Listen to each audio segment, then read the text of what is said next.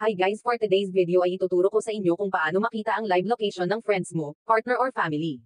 Disclaimer lang po, ang videong ito ay ginawa for educational purpose only. Hindi para makasira ng relasyon.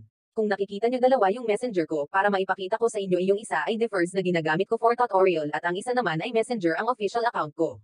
Halimbawa i-click ko ang original application ay yung official account ko tapos open natin ang convo namin ni Mars Hope. Ang una nating gagawin para maibahagi ang live location at makita natin, pindutin ang 4 na square dito sa left side. Tapos ito lalabas. I-click natin ang location. Tapos pindutin ang start sharing live location.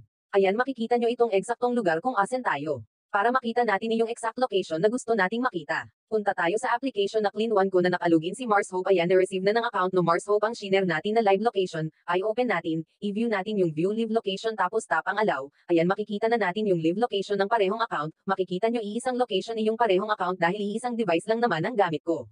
At para hindi niya malaman na shinare natin ang location pwede mong i-remove yung message sa messenger na nang share kayo ng live location. Pindutin mo lang ito tapos remove for you. Pero makikita parents sa taas katulad nito na nagsahari kayo ng live location kaya pwede niya yan itap at i-stop ang sharing ng live location. Pero kung wala naman siyang tinatago sa'yo para sa ikakapanatag ng loob mo hindi niya iyan i-stop sharing. Pero kung may tiwala ka sa partner mo, hindi mo na kailangan gawin ito. Kung may natutunan ka at nakatulong ang videong ito, pa-heart, share and follow naman o lang pwede. Maraming salamat. God bless.